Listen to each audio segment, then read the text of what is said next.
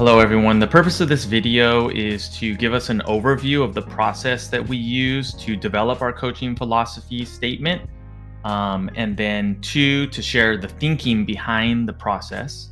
And then also, of course, obviously share the statement with you and break it down a little bit and then talk about some next steps. We'll see how quickly I can get all that done.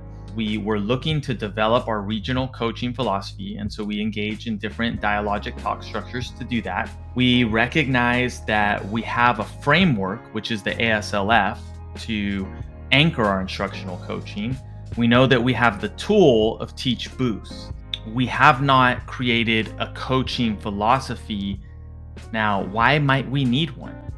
Well, if we think about our mission and vision has changed. Our students have changed.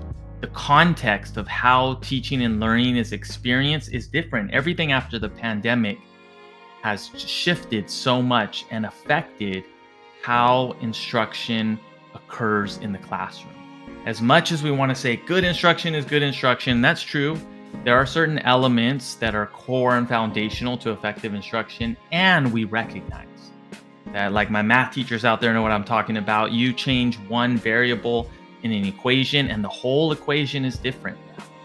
And so even if we think that teaching is like in a bubble, which we know it's not, since our kids, since how they produce and make meaning of information, since the ways that they access media and text have shifted how they think and show up, then we have to be responsive to that.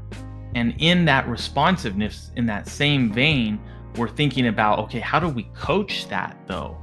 Well, our teachers too, they've been through these same traumas of the pandemic and Zoom and different pressures and the ways that teaching is under a microscope now. And so all of this has to inform how we as leaders show up at our schools for our teachers and for our students. And when we think about some of the core aspects of our work of providing coaching and modeling of effective instruction. We engaged in this multi-step process, principals, supporting admin, and then we did the same process at the CV, ELT and ILT.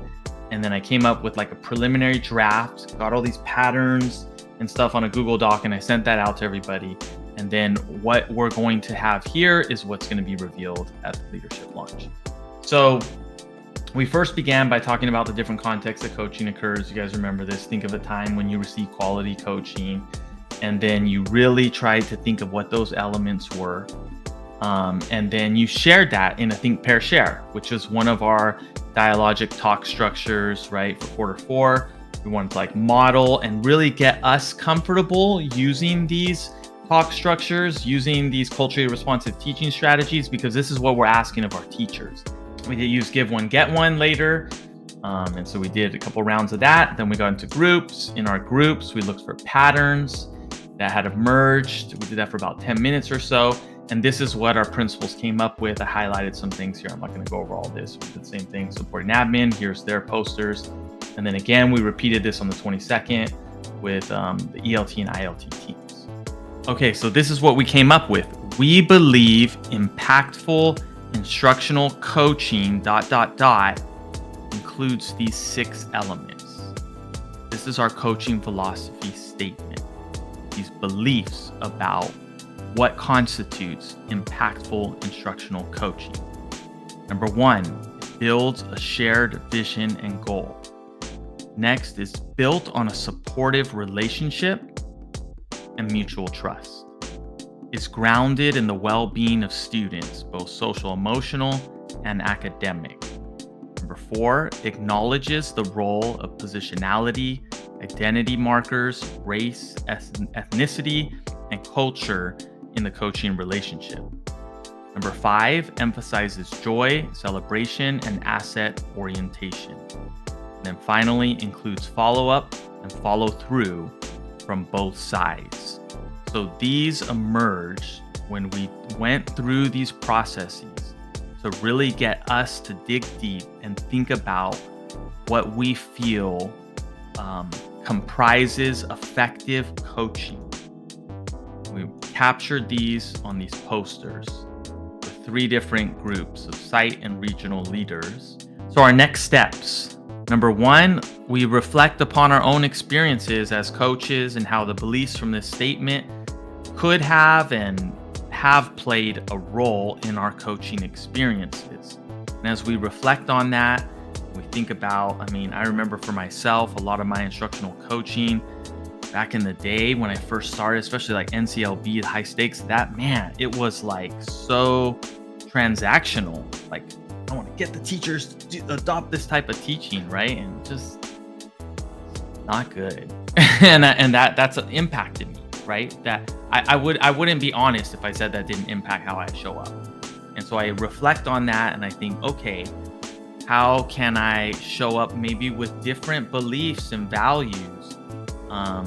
So I could be a better coach and a better person. And then next, I think the best thing we can do is really get with our site leadership teams and go through a similar process. Like here's our instructional coaching philosophy statement.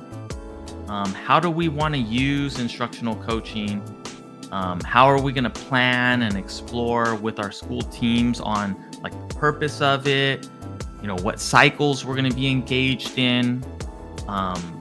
Is this something that we're looking to happen at grade level teams? And if teachers are going to do this and coach each other or observe one another, like we're just explore all of those things together as a site. Like long-term goal by the end of this year, next 2 to 3 years, where would we like to be with instructional coaching? How do we want this? How does this play a role in reaching our goals of increasing literacy or raising whatever it is? Like, how does this affect how we do our work? And plan that together in dialogue, modeling, dialogic talk structures to really get like deep reflection from all of our staff to make sure that we develop, not to make sure, see some of that, but really to develop our collective efficacy as a team.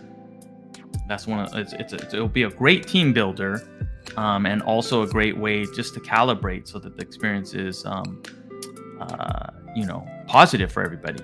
And then last, I think we just think about how we can model these instructional practices, culturally responsive teaching strategies, how we model these shifts that we're making and how we're approaching literacy with the science of reading. How can I model that in professional development, in staff meetings, and also model those beliefs that are contained in the coaching philosophy statement? I think that those are very important. So excited about this, and thanks for watching this video.